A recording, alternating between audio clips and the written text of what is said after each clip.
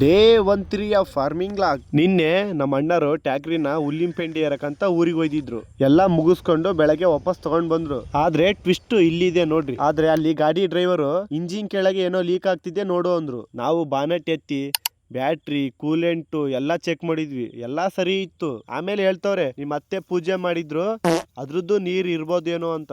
मतलब वो अलग ही लेवल का बंदा था.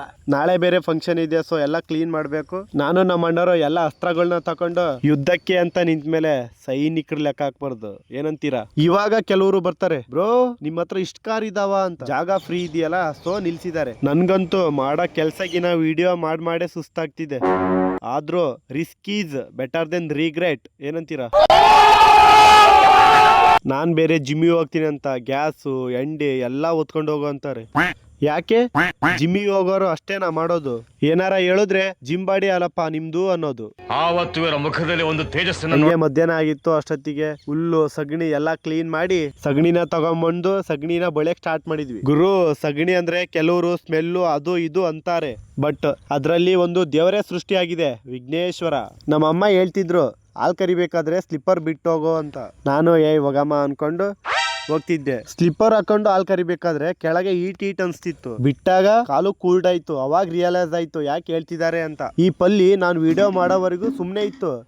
ಕಟ್ ಮಾಡಿದ ತಕ್ಷಣ ಪರಗಯ. ಅದಕ್ಕೂ ಏನ್ ಫೇಮಸ್ ಆಗೋ ಆಸೆ ಇದೆ ನೋಡ್ರಿ. ಅದ್ರ ಹತ್ರ ಏನಾರ ಹುಡ್ಗಿರಿದ್ರೆ ಮಮ್ಮಿ ಅನ್ಕೊಂಡು ಅವರು ಪೋಯ. ಗಾಯ್ಸ್, ನಾನು ಮಾಡೋ ಕೆಲಸ ಎಲ್ಲವನ್ನೂ ಹೇಳಕ್ ಹೋಗಲ್ಲ, ಯಾಕಂದ್ರೆ ನಿಮಗೆ ಕೇಳಕ್ಕೂ ಬೋರು, ನನಗೆ ಹೇಳಕ್ಕೂ ಬೋರು. ಅದಕ್ಕೆ ಮಿಕ್ಸ್ ಮಾಡಿ ಎಲ್ಲವನ್ನೂ ಹೇಳ್ತೀನಿ, ಯಾಕಂದ್ರೆ ಇಲ್ಲಿ ಎಂಟರ್ಟೈನ್ಮೆಂಟ್ ಬೇಕಲ್ಲ, ಅದಕ್ಕೆ. ಆ ಶಿವ ಮೈ ತುಂಬಾ ಬಿಡ್ಕೊಂಡಿರ್ಬೋದು, ಆದ್ರೆ ನಾನು ನಾದಲ್ಲಿ ಬಿಡ್ಕೊಂಡಿನಿ. ಡಿಫ್ರೆಂಟ್ ಇಷ್ಟೇ, ಅವನ ದೇವರು ನಾನು ಮನುಷ್ಯ. ಈ ತರ ಬೆಳಗಿಂದ ಕೆಲಸ ಮಾಡಿ ಸಂಜೆ ಆದ್ಮೇಲೆ ಆ ತರ ಸರ್ ಅಂತ ಕುಡಿಯೋದ್ರಲ್ಲಿ ಸಿಗೋ ಮಜಾನೇ ಬೇರೆ. ಸಿಗುವ ನಾಳೆ. ಬಾಯ್ ಬಾಯ್.